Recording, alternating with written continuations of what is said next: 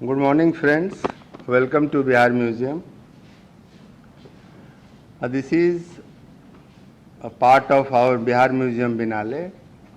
The inauguration was on 7th of August when we did three things. We celebrated our Foundation Day, and in that Foundation Day activities, Bihar Museum had curated three exhibitions. One was on making of Bihar Museum, other was showcasing our Padma Shri folk artists, and the third one was how Patna is becoming a city of museums. So these three exhibitions were curated by the museum personnel, supported by Batul's team. And then we had G20 art exhibition, Together We Art, where we invited one artist from G20 member and guest countries and 20 artists from India. And the idea behind that was on a common theme. The theme was One Earth, One Family, One Future. And the idea was how different countries are thinking on that topic. That how we are sharing one earth and how our future is linked. So it's a beautiful exhibition that is on for 2 months. And then we had many exhibitions from different countries, starting from Nepal, Panama, Costa Rica, Russia, and in the next phase we will have exhibitions from Thailand, Israel, and many more countries. We also have participation from important Indian museums like Chhatrapati Shivaji from Mumbai, Salarjung from Hyderabad, KNMA from Delhi, and National Heritage Museum from Lothal, Gujarat. You are aware that we started this Biennale to create a platform for museum professionals where we can share our problems, issues, we showcase our strength, history, our collection. So this is basically a platform for sharing of Indian and world museums. And to share those issues and discuss those issues, we created two sets of symposiums. One set of symposium was on 8th and 9th of August, and this is second set of symposiums where we will be discussing our issues that most of the museums are facing and what is going to be our future. I'll talk a little about Bihar Museum. Bihar Museum, you also know that once this place, Patliputra, was capital of India. At that time India was bigger than what it is today. So we have very strong heritage, culture, very long history, very nice thing to share. So we wanted to showcase this, especially for young generation and coming generation, and tell the story to the world, how Bihar and India, what was our strength and what was our art, level of our art and culture. And the second was to create a museum infrastructure in our country where you can interact with foreign museums, where you can get big exhibitions. You can, because now if you go ask for exhibition to a important museum, they will ask for your air conditioning, lighting, curation, security. So you needed such a space in India. So most of the such interaction is either happening little way, mostly with Chhatrapati Shivaji in Mumbai because they are able to provide, and little bit with NGMA. But India needed more spaces, and I'm happy now Mumbai has one such a space where these type of events can take place. So these were two reasons why Bihar Museum was created. And we knew from the beginning that it cannot be only building and collection.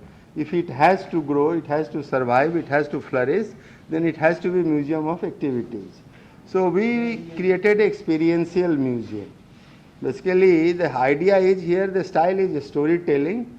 So you will see stories, you will just not see sculptures or paintings category wise, but you will see that there is a story how Kalinga War took place, what was the life Lord Buddha, Mahavira. So those type of thing, and that's very simple, easy way you can know the whole story. And our population is very young, more than 50% of our population is below 25 years of age. So there is a huge emphasis on children's section. And here we are in fact encouraging them to touch, feel, explore. There is nothing like don't touch. So, we want our children, young population, to experiment and then invent.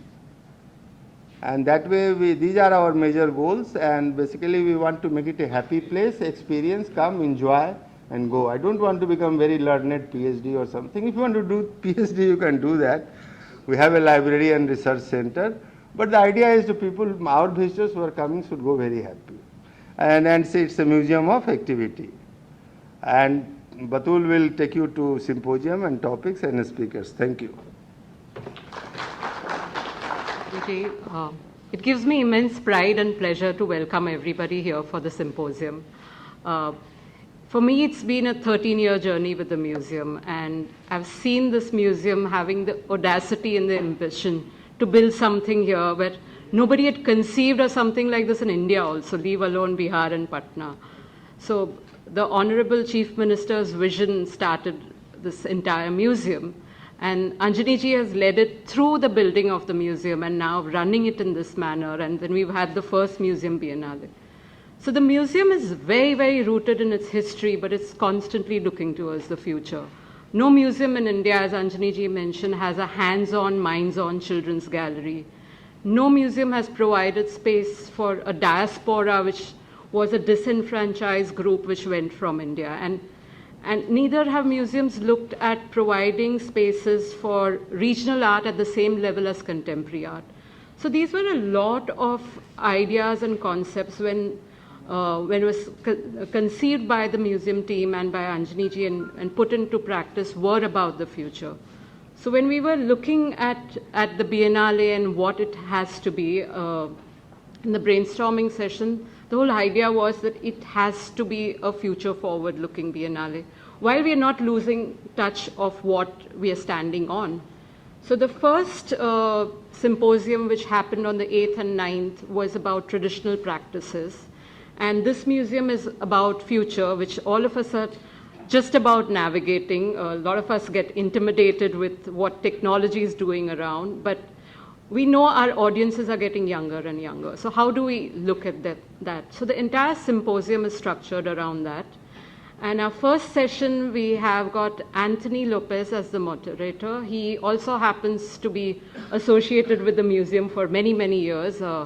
He has done the identity, the branding, and the wayfinding signage for the museum. It's won awards also.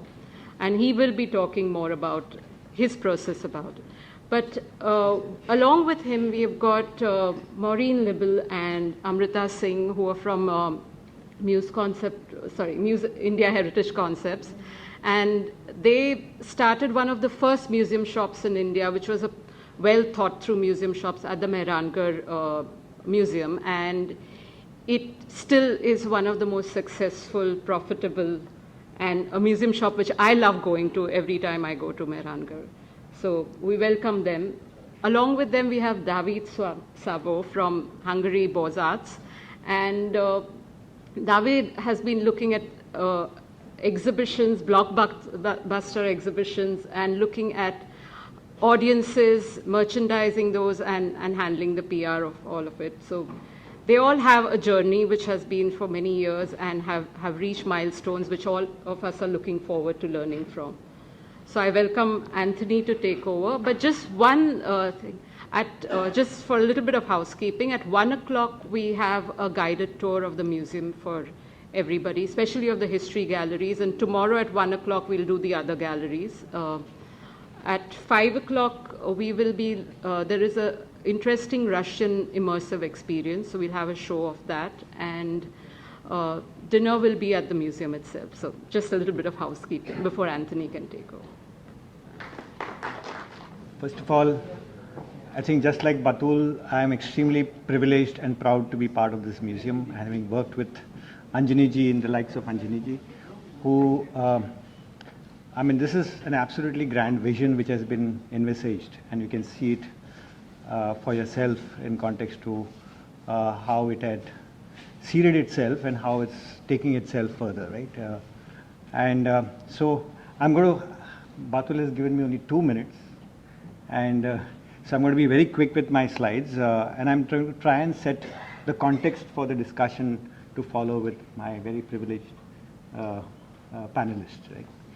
So I start with a namaskar, but we also say hello, and then we go hey also. But when you look at all these three words, they shift planes drastically, right? And we who belong to this entire generation, we use all these three words. I mean, we see it as the same thing, but it's not the same thing, right? And that's how basically, I think as a culture, we need to sensitize ourselves in that context. This is the overall theme of the symposium, so future is now, and it's a very, very large topic in context too. So I think I saw a quote by Arthur C. Clarke, who uses this word, the future is now, and it's always been now in that sense. And now we are in 2023, and what we are expecting is something like massive change. So we had 40 years of internet revolution, if you may say that, and lots of things changed for us, and things got better, and things got troublesome for us because of that. But now people say, and the technology basically is shaping that massive change for us in many, many ways. A lot of it will not be on the surface, but will all be underlining in nature. We are all aware of this, but I think it's interesting to bring that as a, and I don't know whether you saw that thing passing by. Yeah. It says the train has already left the station, right? So it's already unleashing itself in many ways. It'll hit us slowly, but faster, right? So we're saying change is happening at a much faster pace for us to predict its true outcome. It happened in the internet era also, and we are like grappling with that and understanding that. And by the time we just barely got understanding the internet era, a new era has hit us in that sense. So it's interesting. So this word agile and adaptable is being used very often, and it's very tough to apply yourself in that context. But we are saying that how can museums be in the forefront of constantly experimenting, because we are the forefront in terms of art, culture, and all those things. Can we apply ourselves in that sense? So what's next? I use this slide blink because I'm going to shift topics. So you got to blink in your head. And shifting to Bihar Museum, just so 3-4 slides. So the whole concept was seated in the aspect of awakening, the aspect of glory of Bihar. Because we all know the journey of Bihar and what it came to eventually. Saying, can this museum revive that glory? Can it become the instrument? Can it become the catalyst? Right? So we said in one of our presentations to Anjani ji, we said discovery of the past happens through varied perspectives of scholars, historians, and academics. Right? But it would be wonderful if it were only true. Because at the end of the day, it's an interpretation. Somebody is looking at a bunch of things which happened many, many years back, and they're making a story out of it. But can we open the museum for other people to make their own stories? Can it be a place which can allow people to have their own interpretation? Because museums normally come with a sense of authority, you know, and can we tame that down a bit? And there was an immediate answer, yes. Okay, so that's what Bihar Museum basically represents, according to me, and I think it does a lot of things in that direction. The other thing is audience. Just today morning, I was speaking to my panelists. I think our audience is getting very, very thin sliced. There's small tribes happening, and small tribes can survive today. You don't necessarily need to conform to the larger whole, right? So how are we going to serve these smaller tribes of people who have got varied interest, and they're becoming more and more smaller, right? And there'll be few people in the world who will connect together because they are interested in something unique to them. Again, so how do museums cater to such things? How do we, you know, manage to reach? The other is about experience of museums. So we build institutions like this because they need to be a repository of the great art of the past, the culture of the past, right? So they need spaces like this. But a large part of that museum rests in people's mind as stories. So what you see in the narrow band in the center is the actual museum experience. But everything else, there's a whole virtual world out there. There's a whole world which we need to reach out to and exist in, right? So that again is a very big challenge for the museums too, to see how we come and stay in the minds of people. Creating an identity for an institution like this became a very big challenge. We wanted our own voice, and we wanted our own narrative, right? And typically, we normally are heavily influenced by what is right. But this is the result of that exercise. I'm showing you one of the so-called artifacts we designed for the takeaways, right? And I said, how do we have an imprint of what people can take away in terms of experience, you know? And thereby, basically, when you go through an experience, you want to take something valuable back. So we have used the Hindi script very, very dominantly in everything what the Bihar Museum does. And we say, so here on the shopping bag, which you pick up something, we say the word Anmol, right? Because that's what you're taking back. And I think that's where the huge opportunity lies for museums, and we'll talk about it with our panelists in context to how we can make sure that people take away back memories. And those taking away will always rekindle memories and constantly stay in their minds. So this is some a Gyani statement, but the world is in a process of massive transformation and change. We must seed ourselves intelligently and right for us to leapfrog in a sustainable future. May the force be with you, and thank you. Now I invite our panelists, a distinguished panelist, over to, and we will start with our first presentation with Maureen. Maureen, it's you, right?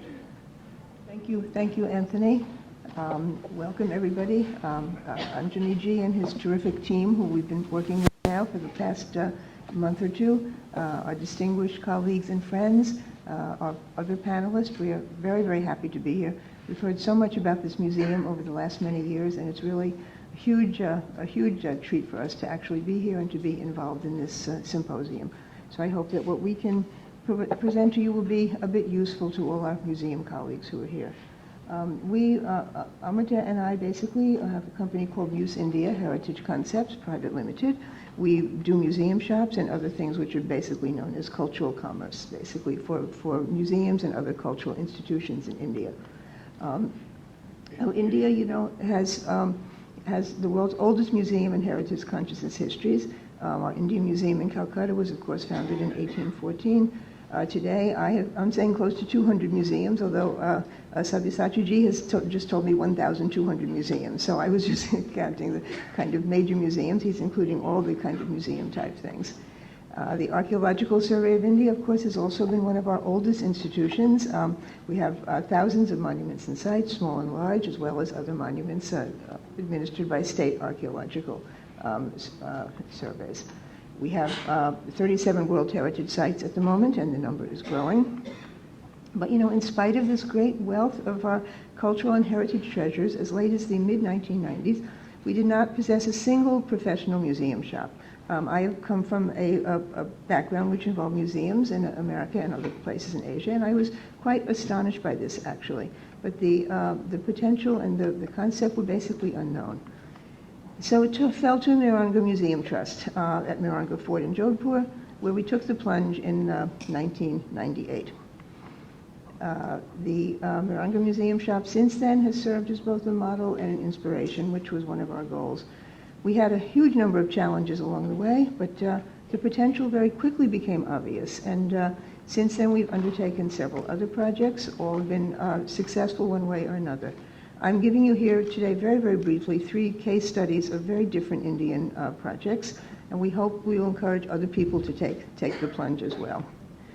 In Jodhpur, our initial goal was threefold: to establish a new revenue stream, of course, for MMT, to provide a service to our visitors, and to serve as an experiment and a model to test the viability of projects like this in India.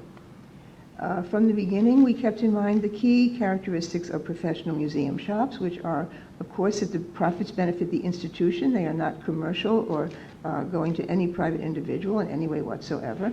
The products have to enhance visitors' experiences and relate somehow to the collections, the monument, the museum, the culture, and or the history of the area. And they have to, of course, the products have to reflect the high standards of the institution, basically. To these goals, we added another firm rule that all of our products were to be made in India, and we have never deviated from that.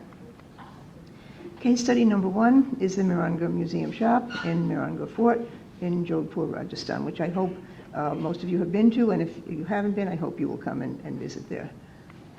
Case number 2, very different type of monument, was the Chomahalla Palace Museum Shop at Chomahalla Palace in Hyderabad in Telangana. And case number 3, again, a very different property, the Indira Gandhi Memorial Trust in New Delhi. Each of these 3 very different properties presented both challenges and opportunities. In Miranga Fort, we had, there was no model to follow. We had an extremely limited budget, and their good vendors were not willing to produce custom items in the small quantities we could afford. Most of you in this audience would be too young to remember, but now we have such a huge booming kind of retail markets in India, and at that time, when we began in 1990s, there were beautiful things being made in India, but they were mostly for export, except for handicrafts, manufactured custom items were all for export. I had to sneak into trade fairs, basically. I was doing some work for the World Bank, so I said I was doing economic studies for the World Bank, and as soon as people knew that I was representing an Indian project, they would absolutely bar me from entering their displays. At that time, it was very difficult to find custom-made products. However, we had a major monument that was getting close to 1 million people a year at that time. Our trustees were willing to take a gamble, and our international colleagues were very helpful to us. In Chomahala Palace in Hyderabad, we had a different set of issues. There was a limited budget, and the visitor profile we were not sure about. They were mainly moderate income levels, unlike Miranga, which had a huge number of foreign international visitors. The opportunities in Chomahala, however, were that the monument was quite attractive and had recently been restored. We were beginning to attract attention in visitors. There were no comparable products available locally, and the Nizam's family, who entrusted the project to us, were very willing to gamble on it. In the Indira Gandhi Trust in Delhi, we had a totally different situation. There was a very, very thin line between political propaganda and providing a museum-related experience. How do we develop products in a site that primarily commemorated a political leader's life? And the visitor profile was extremely, extremely modest, primarily people who came on bus tours from villages and towns throughout India. However, Amrita and I, when we were asked about maybe taking on this project, went and spent 1 or 2 days there, and we were astonished. I mean, I live in Delhi, Amrita lives in Delhi. We'd never been to this museum, but there were 3,000 to 4,000 visitors every day coming, most of whom exhibited strong emotional connection to the Gandhi family. This was, of course, earlier, 2010-11. People would take off their shoes, they would go into the museum, they would be crying, laughing, touching photographs and memorabilia, putting flowers in. And we thought, there's such a strong kind of emotional attachment to the visitors here. Obviously, people would like to take something home with them that keeps this alive. So how to do it? In all these projects, you need a team to begin with, of course, who are willing to work hard. You need trustees who are understanding the concept and are committed to it. You need a good space, preferably near the exit, which is where most successful museum shops are located. You need a good logo and image, and product development, and of course dedicated staff. At the museum shop in Miranga, we began in 1998. Our initial investment was 5 lakhs, basically. The annual visitors then were about 800,000. Now we have quite a few more than 1 million plus.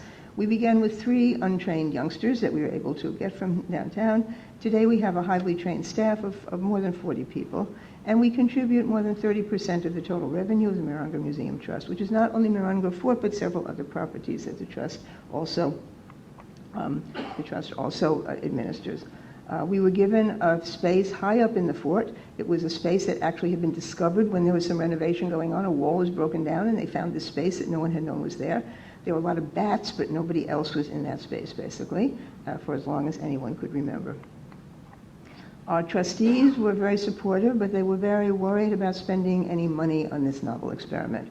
So we began literally on a shoestring, but there were lots of things we found in the storerooms, cabinets. We had a lot of friends who were making things. We badgered them until they gave us things on consignment, and we did as much as we could, basically, on our own home computers. This is one picture I was able to find of one of the first days we opened. You can see that it was a very kind of basic space then. However, the shop was pretty successful, right, even from the beginning. So by 2004, we'd become pretty well established, and the trustees became confident enough to say that we could redesign and expand the entire space. We then got into retail restoration. Developing a modern retail space in a 15th century historic monument was, of course, presented tremendous challenges to us. We met with a number of designers and finally decided that the best decision was to strip the space down to the original elements, restore the damaged portions, and then float minimal fixtures through it. This was the floor plan of the original shop. You entered here basically at the end of the museum tour. This is the main shop area. Then we went over here. There was a small painting section and a billing and sales counter. It was quite small. There was a little atrium here that was closed off. This was the original space after our designers worked on it, basically. This is looking from that point there, basically, into where you can see this space here is the entrance, and this space here is that main room, what was at that point the main room. This is another view of that, basically. Okay, this expansion and redesign in 2004 had a tremendous effect immediately. Our sales went zooming up, and we also began attracting attention, basically. This is an international design magazine which did an article on our designers who did a really beautiful job for us, basically, and they themselves got a lot of attention for it. In 2007, Time magazine said that Morongo was the best fortress in Asia, and much to our great pride and joy, they said that our shop could be an annex to New York City's Museum of Modern Art. We keep this issue very carefully, basically, with us. It meant a lot. In 2010, the trustees were now really confident, so they approved a further expansion, giving us a whole new upper level that formerly had been broken into a warren of administrative offices. This gave us an entirely new idea because this had been a space that really had no architectural significance. It was an old terrace that had been broken up into offices. The only part of the old monument that remained was this little area back here, basically. And so the administrative offices will move back here. And what we did was this atrium area, which had stairs, was opened up, basically. And what we did with this area, basically, which is something everybody who was involved in merchandising in India, museum shops, will understand. We directed the traffic flow in here, through here, up through to the atrium, through this part, downstairs through the painting things, and onto the billing. Now, the painting seller here is not part of our administration. He's a franchisee, basically, and a very sweet guy, has nice paintings and everything. And one thing which we quickly had to become aware of in Jodhpur, and which most of you will be aware of, is the tour guide mafia. Tour guides take a huge commission from every place that they sell anything, and they were all badgering us constantly. We have tremendous problems getting people into the museum shop. Tour guides would say, don't go in here, Maharaja himself makes a killing, I'll take you to better spots downtown. And we tried to counter this in every way we could. It was very, very unsuccessful. However, in doing this expansion, we realized that, our painting seller, being a franchisee, did not have the same kind of constraints that we did, and he was giving a huge commission to the tour guides. So we carefully designed the traffic flow so people would go through the whole shop before they could get to him. This made the tour guides and our painting seller, who's a nice guy, otherwise very unhappy, said, Madam, you're siphoning off all my customers. We said, precisely, that is exactly our intention. But that really helped us a lot. This is something you have to be aware of when doing any kind of merchandising. The tour guides have to be dealt with one way or another. This was that area that had been the administrative offices. You see that we were able to do a very minimal kind of design there, basically. And the area at the back, which had been the original area, we just put cabinets in front of some of the older spaces there. And the restoration department at the fort redid that for us. Today, the museum shop has branches throughout the fort. We have several branches. We have a full-time salaried staff, and we contribute about 30% of the trust's full operating budget. Chomahala Palace was a very different type of monument, basically. We began this, and it opened in May 2018, and we've been working there for about 4 years previously. The trust was able to give us about 20 lakhs to begin with. The visitors there were about 400,000. Only a small number were foreigners, basically people who come there to work in the IT industry. Salaried staff, we now have 5 local youngsters, all trained on site. But the contribution, was repaid within a few months of opening. If you have nice products, people will buy them. Basically, it works. It works. Chomahala is a very pretty monument, actually. It's very different than a place like Morongo Fort, because it's a much newer monument. It's a 19th century monument, but it's quite charming and has its own kind of appeal. It's also a very big monument. You can see here, it takes people most of a day to get through it, basically. You enter, can't find my thing here. Anyway, you enter over there on the right, and you go through the entire monument, basically.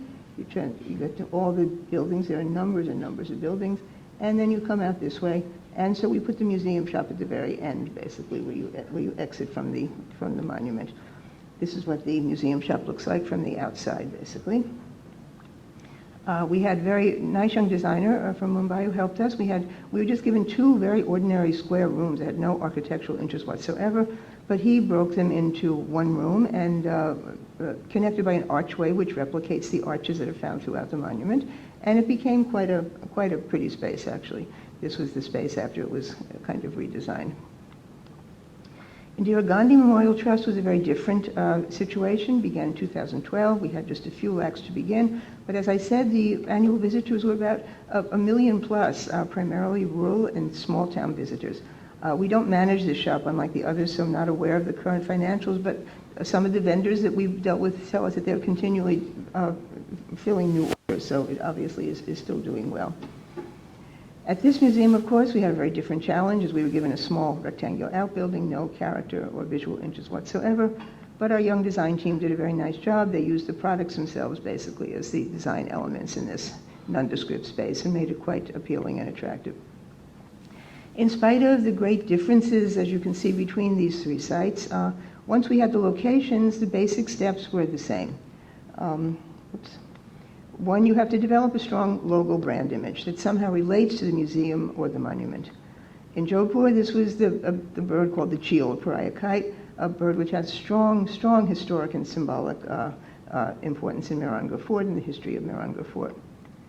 If your logo image is strong enough, you can use it for product design. This was one of our very first products with a set of note cards, which still is one of our best-selling products today, more than 20 years later. And that cheel basically does the trick on it. We also use the cheel basically for T-shirts, caps, for charm bracelet. We have silver charms on jewelry. We use it for a lot of things, and it's a very appealing image to people. In Chomahala, the logo centered on the dastar, which was the Nizam's traditional headdress, basically. Here we've used it on packaging, on carry bags. We've done it on caps. We've done it on a few of our products, basically. In developing products, if you can only start with a small budget, basically, as we did in all of these, postcards and books are very good sellers. T-shirts and caps and tote bags are really the most sellable, successful items. In Jodhpur, we were very lucky that we had a lot of resources to use for developing products. Of course, we had the monument. Then we had our museum collections. We had the royal family, our polo team, Jodhpur Rajasthan history, and Rajasthani crafts. The monument itself, if your monument is of architectural interest, you can use it yourself for products. We did a set of 4 greeting cards with a painting done by an artist. And as Anjaniji pointed out in his talk, the story is very, very important. So all of our products, somewhere in the product or the packaging, have the story in which they tell what it is about and how it relates to the monument, basically. This is one of the greeting cards. It's open here, but the story is on the back side when it's folded. Then you can romance your image. This was an old painting, which is very fanciful, but a lovely old painting, basically, of Mehrangarh Fort. And people really loved this painting, so we used it a lot for greeting cards. We did mouse pads. Originally, we had T-shirts. It was quite a popular image, still is, in fact. Then we have this lion's head dagger in our fort collections, which became one of our best-selling products, one of our first products, actually, which still is one of our best-selling products all these years later. Our designers at the time came up with this lovely phrase, Jodhpur on the edge with that dagger, and it's been a really, really good success story. Also, to link the image to various things is very useful. In this case, we had a painting in our collections which shows a 19th century Maharaja celebrating Diwali, playing cards, gambling, and from this image we devised playing cards, greeting cards, T-shirts. These playing cards are huge bestsellers, especially around Diwali. They're the major focus of our things in Diwali, and they sell really, really well. So if you can link anything in your collections, to ongoing festivals, to ongoing events, it's an extremely useful thing to do. Our Jodhpur polo team, we are lucky, is a very glamorous part of our culture there. So we have done a lot of products. You can see a lot more on our website, basically, but our Jodhpur polo shirts, our caps, our diaries, another charm from our charm bracelet. And also we have an old painting, basically, of showing some early Maharaja playing polo with some ladies, basically. So we've used that image quite a lot also. Our Jodhpur royalty is also quite glamorous. Of course, we don't use any images of the current royal family or their immediate antecedents, but we have a lot of old paintings and a lot of old images which are quite attractive and appealing. So we've done a lot of products using those images. Our exhibitions, we've had 2 exhibitions. We had an exhibition called Garden and Cosmos, which went to the British Museum and the Smithsonian Museum and Seattle Museum in 2010, 11, 12. And then we had an exhibition recently, Peacock in the Desert, which basically traveled to a lot of museums in the US and Canada. Garden and Cosmos also was in Mumbai just last year, actually, basically. From both these exhibitions, we did lots and lots of products, basically, from the paintings, and they've all been extremely popular. They're very good selling things, and they really make people happy to have them, basically.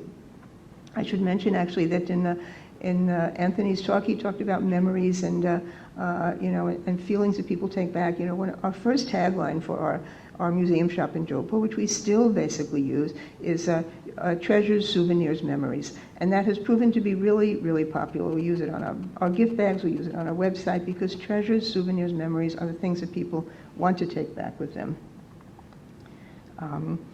I need to just point out very quickly, if anybody's thinking of doing a museum shop, basically, that you need to be constantly looking for things that relate to what you're doing. This is a corner of that upstairs area I showed you earlier, which we realized had a long, thin room next to it that had been part of the old Zenana that was not used for many, many years. And our staff began telling us, our staff are very, very good. They began telling us, Madam, why don't you start doing some luxury products? Some of our customers would spend more and buy luxury products. So we thought, okay, let's try it. So the fort was willing to do it. They restored that room. You can see here in the mirror, on the left in the mirror image, it was a long, thin room, basically. We called it the Royal Jodhpur Court. We broke the entrance from our back there. And you can see the architectural elements. They're quite cute, actually, and interesting. I mean, these little kind of inlaid kind of pieces and paintings and everything.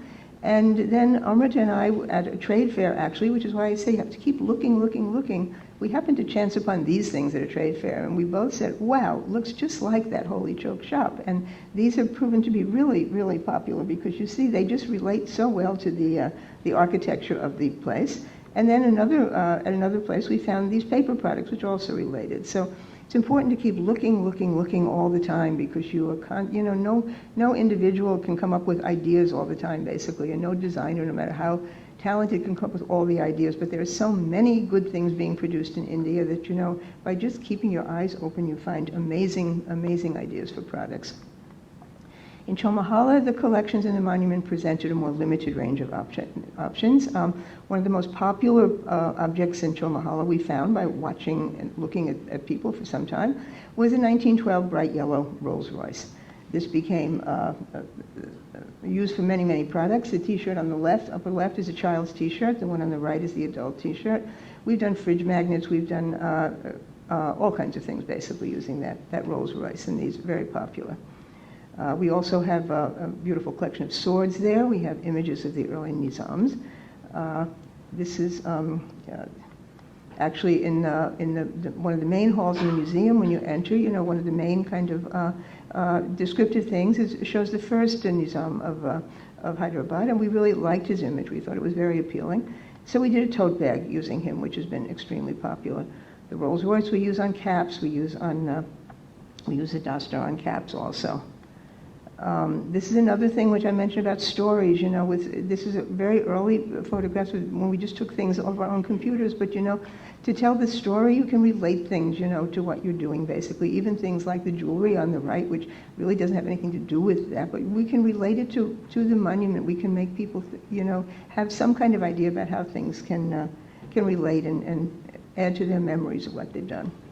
This is that Deen Dayal photograph, which we really loved, so we made it into a very beautiful tote bag. And here we were able to put the story on the back. And we wondered about that, are people going to react to that? But the people loved it, basically, and this has also been an extremely, extremely popular product. To the Indira Gandhi Museum, we, of course, had the pitfalls of what do you do in a museum dedicated to a political leader's life. So here we thought, let's concentrate on a few quotes of Mrs. Gandhi's and on one of her images. Visitors come by the busload from all corners of India, so we had to do everything in several languages in addition to English. One of our first products was this quote of Mrs. Gandhi's: "I cannot understand how anyone can be an Indian and not be proud." We thought nobody can object to this on any political ground whatsoever. This is an absolutely really nice quote, and we've done the T-shirt in English on the front and in other languages on the back. It still, I think, is sold because we still see people wearing it all the time. Another quote of Mrs. Gandhi's was, "The world is my university." We did a lot of products for school children based on that quote. We also thought that was a very nice kind of quote. And then because people wanted an image of her, we took this image and we interspersed it with words or traits with which she was identified during her lifetime. In all these projects, the basic guidelines that we have adhered to are authenticity of the image and the material and the experience, the best quality and the fairest prices, and things have to be, as I said, made in India. We work for community involvement through products produced by NGOs and by traditional artisans. We have provided opportunity and training to women and local youngsters, which Amrita will talk a little bit more about that after I'm finished here. This is our Crafts Bazaar, which is just down, a few steps down from the museum shop. We have a rotating schedule of local craftspersons there who demonstrate and sell their crafts at the same time. All proceeds go directly to them. They give a very small percentage to the fort as a rental of the space and for the staff, basically. But it's been very, very popular to them. These are two of the NGOs we deal with. The cards on the left are done by an NGO that works with physically and mentally challenged children, basically, and does these beautiful, beautiful little products. And the one on the right is an NGO that works with women from a rural area of Rajasthan and has trained them basically into making these really charming, charming products. So in all of our products, we are happy that we have ensured some financial stability for the institutions involved. And this we thought was very important. I mean, in a government museum, of course, you know, it's a different story. But in a museum that doesn't have government support, you know, constant fundraising is a big problem. And, you know, in a museum shop, you can generate a lot of your own income. You don't have to go around, you know, begging for money from other people. Visitors really love museum shops. I mean, every museum that any of us have gone to abroad, you know, you see the museum shop is always crowded. And this is a huge amount of appeal. And plus, we've been able to provide a whole new kind of employment area in Jodhpur, things which never existed before. Here is our visitor satisfaction department. This is one of my favorite photographs ever, which was taken by one of our staff members in Chomahala, where a whole family evidently was really taken with the Rolls-Royce T-shirts and obviously enjoyed them tremendously. For more information on our Jodhpur shop especially, please visit our website and feel free to contact us anytime. Amrita and I are always very, very happy to give advice, warnings, talk about the challenges basically, and the opportunities which even Calvin was able to use kind of for his mother to get what he wanted, a more dinosaur project. So we hope you will also agree that museum shops can be a very useful thing, and we hope we're happy to provide advice at any time. Also, our museum shop, in addition to the things I mentioned, has had a lot of other impacts, which Amrita will now briefly talk about because she's been involved in all of them. Thank you.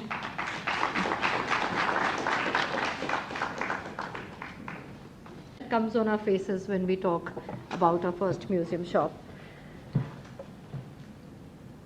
I'll just wait for him to.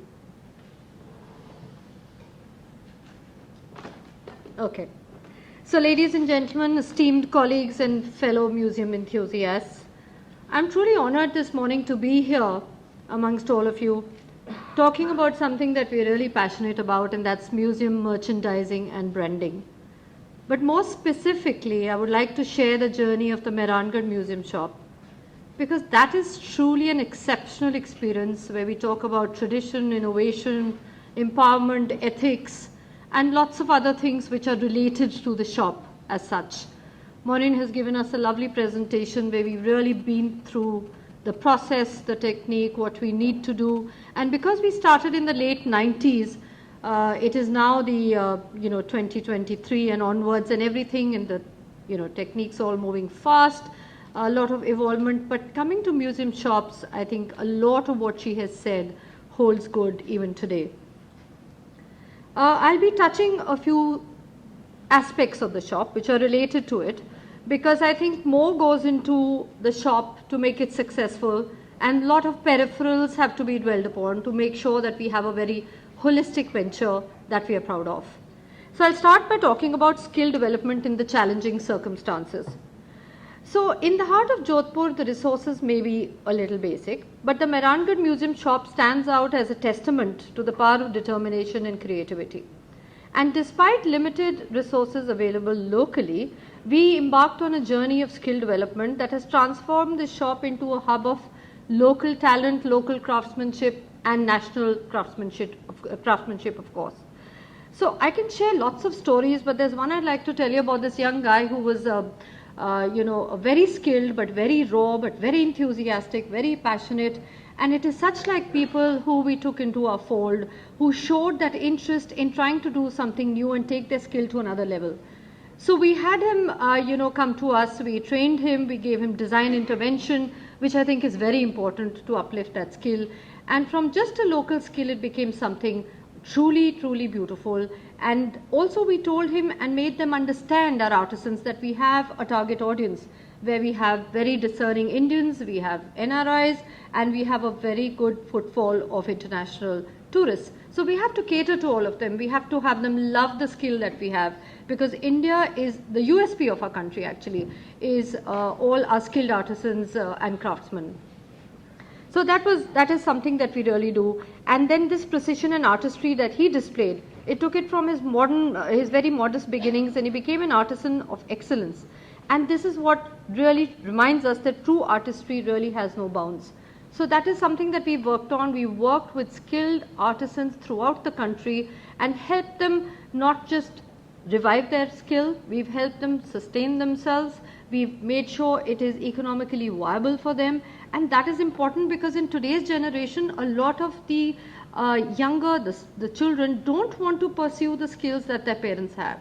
They want to come to the cities, they want to, do computers, they want to do something that they think is very fancy, and the world is in everybody's hand on their mobile phones.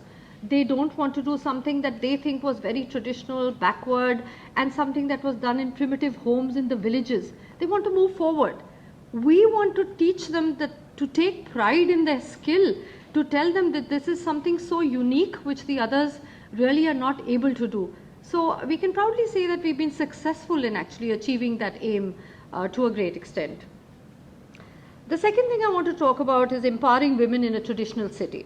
So Jodhpur is a city steeped in tradition, conservation, culture. I mean, it's a conservational city, and it might not be the first place that comes to your mind when we talk about women empowerment. Yet the Mehrangarh Museum shop has changed and is changing that narrative. We have witnessed the transformation that has come about in girls, like our first young women salesperson, the girl called Bhavna, who defied societal norms and joined our team. We were also very skeptical initially because there is a lot of parda in Jodhpur. Things are changing now. And she came, from this society where they didn't want their girls to step out, leave alone work. We tried to do that from one of the children whose father worked as a staff in the fort itself. So he knew that the museum shop was a secure place. And she came in and worked for us, and she has become like a revolution in the entire space there. Because with her, she was like a pioneer who brought about a change where more daughters, daughter-in-laws, and other girls and her peers wanted to join the shop. For us, it was very important to make the parents feel that this is a secure place where their girls can work. So the important part was to brief the young salesmen that we had, that please make sure that the girls feel very safe to come and work here. Help them grow in their profession, because they can only contribute more and more to make it a success. And very proudly I can say that every time we have an annual staff function, a staff party, the people whom we commend the most is our young sales boys, because they are the ones who make it possible for the young women to work there. And that is really bringing about a change in the societal structure. We also have helped the girls to get a lot of facilities. So we thought when they get married, probably the in-laws won't allow them to work. But we've had girls getting married, their in-laws have allowed them to work, and they've had babies. We've given them 6 months of maternity leave. And it's been one happy achievement, and we have one happy team of almost 40 people, out of which 1/3 are young girls. So that's something we're really, really proud about, and I think I always feel that given the opportunity, the women can really define their roles, and they can, shape their destinies regardless of what comes their way. So we have provided that opportunity to them and helped to bring about this change in the societal structure. The next thing I want to talk about is upholding retail ethics. So in a world where ethics can sometimes take a backseat, the Mehrangarh Museum shop has been a beacon of conscientious retailing. As Maureen said, we believe that every product in our shop tells a story. It tells a narrative. The story of its maker, the story of its creator, the cultural significance, the impact on the environment. And more importantly, I think it's also the connection that you feel with the monument that you visited. So when the product carries the narrative, it enriches the visitor's experience and also helps to inform the visitor, and he then makes choices as per what they appreciate in the culture and heritage, and the significance of their purchases has another meaning. So it then becomes not just a souvenir, but a memory and a part of their experience of their visit. So it's almost like a marketing exercise for that monument. We also have, people who, like the tie and dye craftsmen we have, we make sure they use natural dyes, we make sure they use sustainable materials, we make sure we upcycle, we recycle, we reuse, we do not use any plastic in our packaging, so we make them very environmentally conscious that this is something we have to do to leave a good footprint for our environment. So we try and imbibe those things in our salespeople, and we make sure also that we work with the NGOs where you saw the products that Maureen showed. We work with people for economic upliftment of women. So indirectly we are contributing to that. We work with NGOs who are helping for the treatment of mentally and physically challenged young children. So we are contributing towards that. So all in all, I think it is almost like purchase with a purpose, because the money that is generated goes back into the restoration and the conservation of the fort, of the monuments, and other projects which are related to the fort. I would lastly like to talk about the staff that take pride in the cultural heritage. So this shop is not just a place of transactions. It's a haven for our staff to take immense pride in their cultural heritage. And I would like to share a little anecdote of Rajendra, it's quite a humorous anecdote actually. He saw the tourists who were quite bewildered with the 7 yard of fabric being tied around the headgear or the turban of the Rajasthani people. And he was quite fascinated, because this is something that's part of their tradition, but the foreigners or foreign tourists do not realize the significance of that. So he has this prowess for storytelling, and he told some very amusing tales about the culture. Why are different colors of turbans worn at different occasions? What is worn for a wedding? What is worn for a funeral? Why do you have a certain red bindi of tie and dye on a certain color, but you don't have the yellow one? And the tourists get so fascinated. So then our staff members they are not just employees, they actually become ambassadors of our rich cultural tapestry. So through the genuine pride that they take and the enthusiasm, they make every interaction in our shop a celebration of our heritage. So ladies and gentlemen, through all these anecdotes, these little stories, these light-hearted incidents, they underline the extraordinary journey that we embarked upon at the Mehrangarh Museum shop. And our endeavor is not just about commerce. It's about connecting the past with the present, empowering the individuals, upholding the ethics and values. And as we continue to build bridges between tradition and innovation, empowerment and ethics, let us remember that the museum shop is not just a place to purchase souvenirs.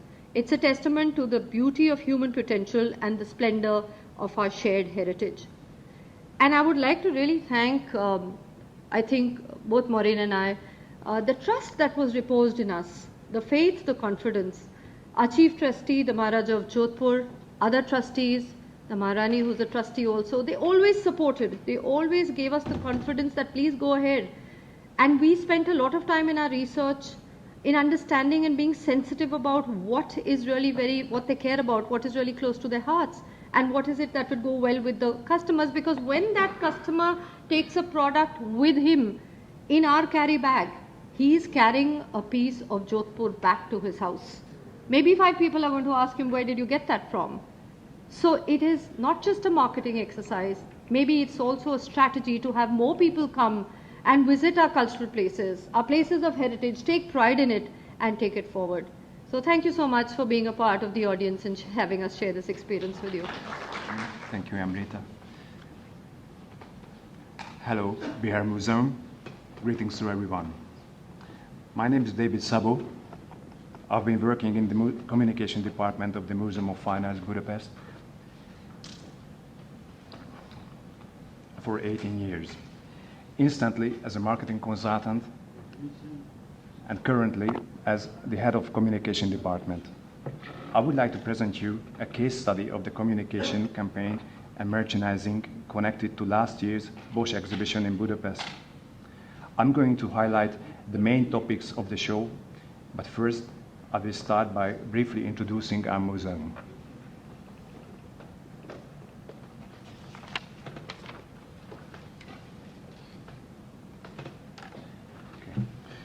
The Museum of Fine Arts, opened in 1906, is considered to be among Europe's most prominent museums boasting a prestigious public collection. This is owed to its diversity and historical continuity of the collections, as well as the multitude of the masterpieces. The Hungarian monarch's treasures have been scattered in the storms of history. Thus, the Museum of Fine Arts is not based on royal collections, but comes from 18th, 19th century Hungarian aristocrats and high-ranking clergymen.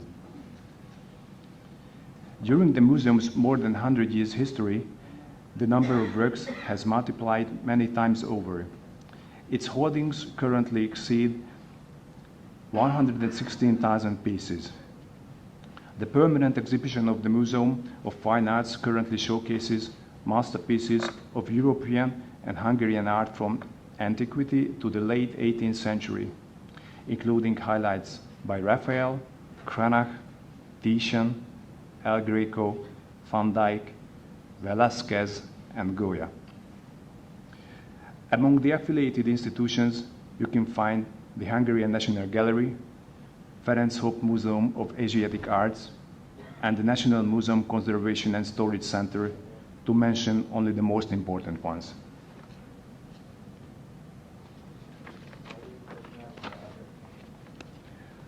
After the short introduction of the museum, I would like to turn to our main topic, the Bosch exhibition, which was one of the most successful temporary exhibitions in the last decade in our museum. From the beginning of the 19th century, our institution has presented shows on important art movements and artists from a comprehensive and international point of view, starting from the Monet show in 2004 to the latest Bosch exhibition from last year. Following the difficult and trying period of the COVID pandemic, our museum's management was determined to encourage the visitors back among our walls. To achieve this goal, the museum presented a particularly strong annual exhibition program with the biggest names of art history like Cézanne, Matisse, Bosch, and El Greco. The Bosch exhibition became our second most visited exhibition of all time. The outstanding attendance of last year also indicates that our attempt in this field was successful and our audience happily returned to the museum. We had 250,000 visitors, which is a very high number in a small country as Hungary, where the population is 9.7 million people, and the biggest city, Budapest, has only 1.7 million inhabitants. Obviously, Bosch, as a famous and eccentric artist, attracted many guests, but I strongly believe that the communication strategies were one of the main pillars of this success. The exhibition displayed Bosch's paintings and drawings in the context of their historical sources and artistic background. It sought to evoke the spiritual realm in which Bosch's unique art was conceived, creating an impact lasting over centuries. The exhibition explores eternal human themes in a completely original visual language. The choice between virtue and sin, questions of faith and truth, the experience of desires, and how to overcome them. Bosch's exceptional creativity and influence on Dutch painting has always been undisputed. And this exhibition also gave the opportunity to discover the source of this unique world.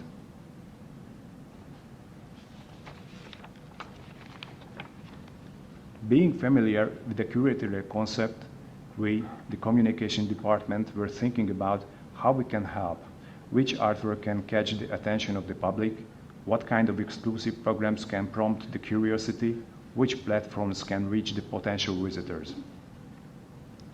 The basis of our communication has always been a strong press relation, where the news of our exhibitions are brought to our visitors by many free and diverse press appearances. Our biggest achievement is that our exhibitions are mentioned even in the most watched evening news without spending advertising money on it, thanks to the unquestionable national importance of the institution. Let's take a look at the most frequently used visuals of the exhibition.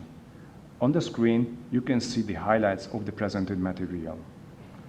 Furthermore, we organize an exclusive unboxing media event where the museum's general director, Mr. László Bán, is showing the cameras one of the exhibition's most important loans, the sensational Ship of Fools from the Louvre. Our goal here is to attract the maximum attention of the media.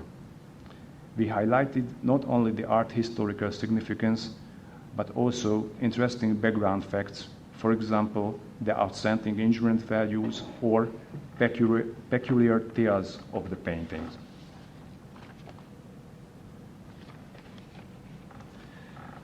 Taking into consideration the power of visuals, we always put emphasis on the graphic design.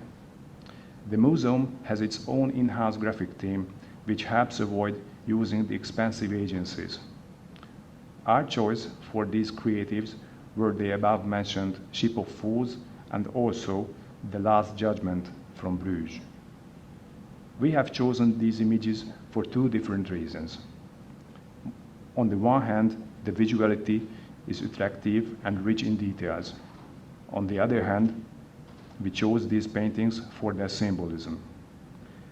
Bosch was particularly interested in depicting human weakness and sin. The Ship of Fools is the most powerful illustration of how Bosch saw his own society.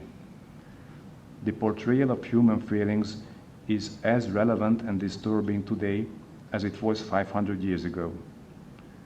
How often do we feel that humanity is a collection of fools sailing towards destruction without realizing it?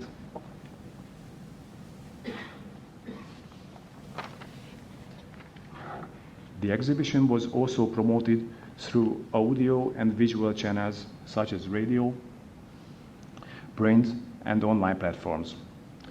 The most visible of these is the 200 square meter banners on the museum's facade.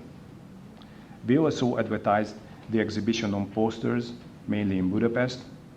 These appeared in metro subways, bus stops, and thermal baths. Due to the importance of the exhibition, our communication team decided to promote it abroad too. We targeted foreign visitors for a month through city light posters in Vienna and London. In addition to visual material, we also promoted the exhibition via 6 radio channels by radio spots and short announcements with our keywords.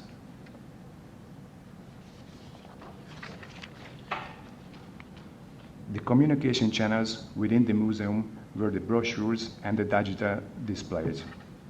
The most prominent device in the building of this is one of the world's largest interactive digital screen, the so-called Magic Wall, which was installed in the museum's reception hall in 2018. This is a 40-meter long interactive digital wall with the purpose of introducing our collection to the visitors. The touchscreen displays the 300 most important artifacts in the collection. By clicking on an image, visitors can find a high-resolution photo, a brief description, a map of each artwork, and a QR code to discover more. Another option, the full-screen poster mode, enables to advertise our temporary exhibitions and related events, as it happened also during the Bosch show.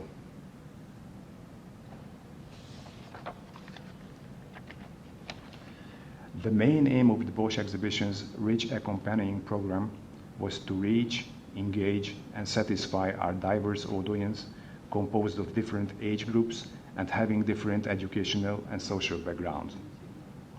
In order to reach this aim, we organized various programs, including both on-site and virtual events within the opening hours and after closing time. Guided tours are the most popular programs in the museum. So, during the Bosch exhibition, we organized more than 500 tours, working with our curator, museum educators, and art historians, and with special guests as university professors, psychiatrists, and performers. Our team of museum educators held average 6 guided tours a day in the Bosch exhibition for adults and children. Besides guided tours, we offered a vast variety of lectures, film screenings, pop-up guided tours, and workshops related to the exhibition.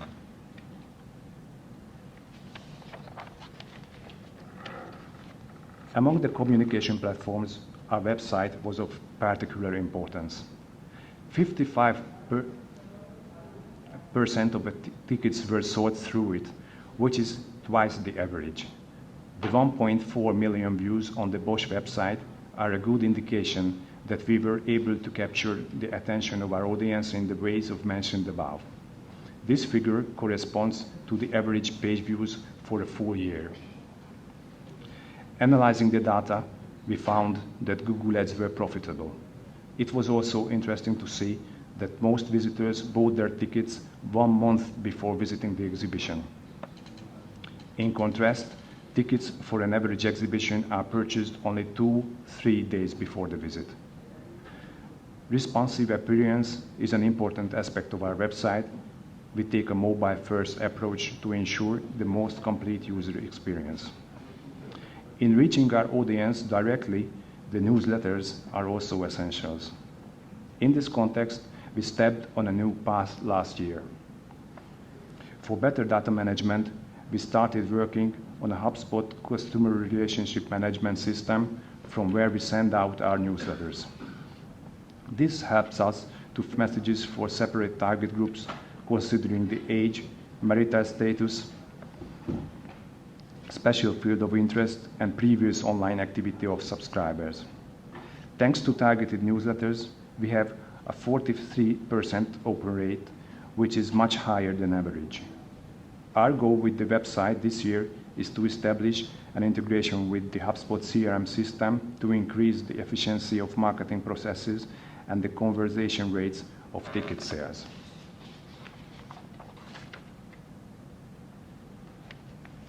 Turning to social media platforms, I would first mention Facebook. Our official Facebook page, with its more than 154,000 page followers, is the most followed Hungarian Facebook page among cultural institutions, including museums, theaters, and other cultural venues in Hungary. In order to exploit the potential of the huge number of followers, the communication team provided daily content during the exhibition, giving the audience the possibility to gain further insight, not only into the artworks, but also into the work of art historians, curators, restorers, and other museum professionals. Our most popular post during the Bosch exhibition was the content about the unboxing of the Ship of Fools painting. The post reached 280,000 people. In addition to Facebook, the museum is also active on Instagram. We have uploaded a total of 45 pictures and videos to the platform. And every day we share an interesting story with our followers. The most liked topics were, for example, the arriving of the artworks and the examination of the conservators.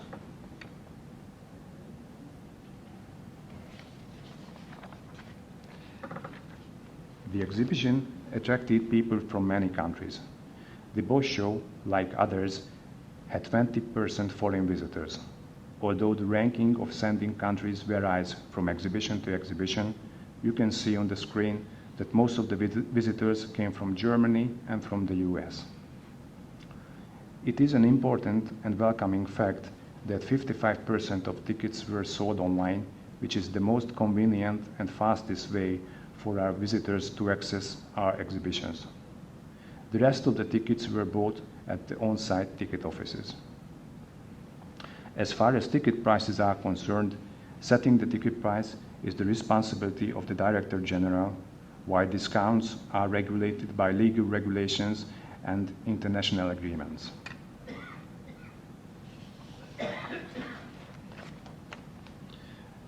Dealing with the Bosch exhibition is a privilege and also a huge challenge, as the expectations are huge from all stakeholders, as are costs.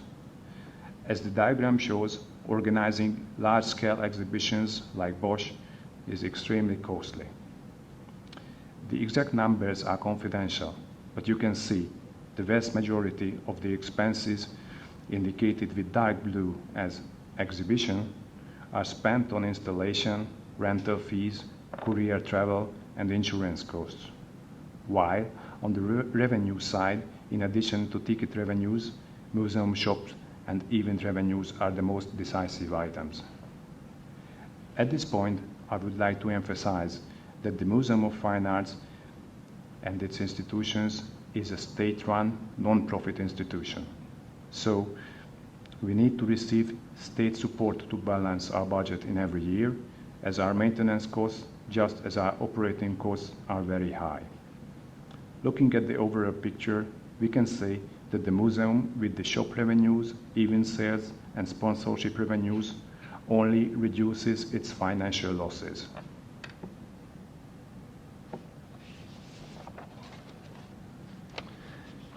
Exceptional exhibitions such as the Bosch show and the strong communication surrounding it contribute greatly to the fact that the museum is an extremely popular event location.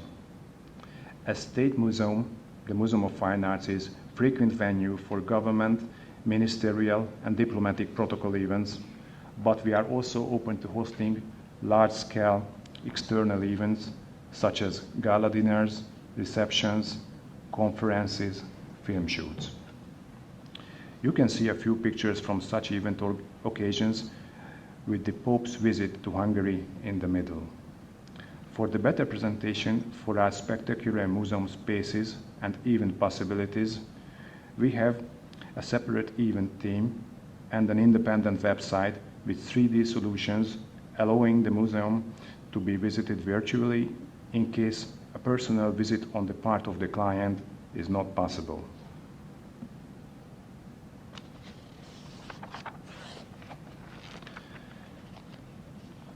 In developing our range of products, we strive to involve local suppliers and designers in the spirit of sustainability, always with the aim of achieving the best possible quality, and our primary goal is to create a unique range of museum products inspired by our beautiful and diverse collections. The teams of museum graphic designers and art historians assist us in the creation and design of our in-store products to achieve the best result, which is one of our top priorities. We try to avoid plastic wherever possible and use natural materials instead. We are also proud to have the largest selection of art and museum-related books in the country.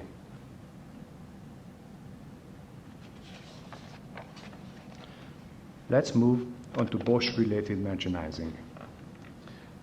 In the list on the left, we see the ranking according to revenue, where the product generating the most income was the catalog of the Bosch exhibition.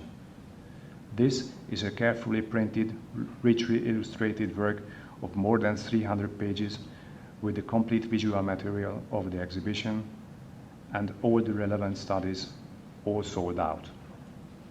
Besides the catalog, probably because of their price and function, it's no surprise that postcards have been our most popular products by number of items. However, one of the most unique items were certainly the hand-embroidered Bosch pictures created by Hungarian artists, especially for the exhibition. As you can see from the embroidery in the middle of the screen, we like to experiment with unique, creative, quality handcrafted products. Referring back to the budget chart, the shop revenues related to the Bosch exhibition covered about 20% of the exhibition expenses.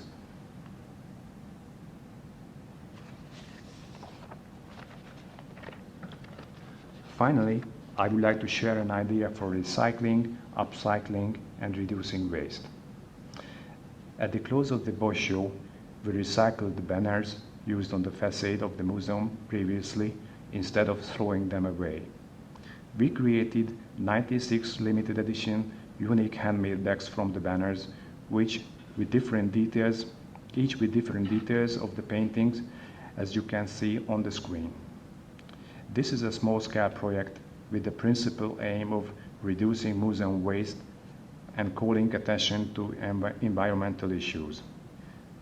We strongly believe that with these kind of small steps, committed museums can set a good example and shape the minds of our visitors to raise environmental awareness together.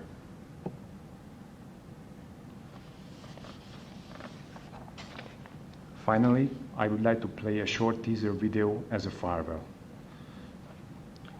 On our YouTube channel, you can find a great variety of informative videos with English subtitle if you would like to dive into Bosch's world.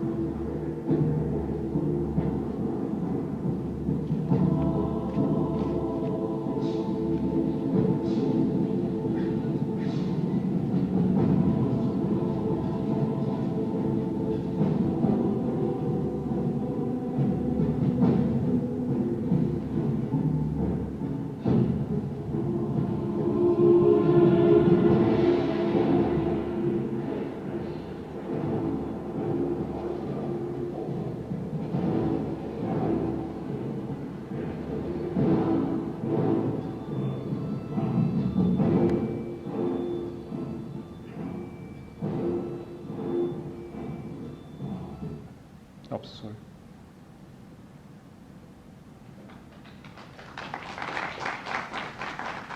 Thank you for your kind attention. I think we have about only 15 minutes left. And I think all of you must be brimming with questions. How did you do this and when did you start? And so I think best to start with taking questions from the audience. And if I can have you ask.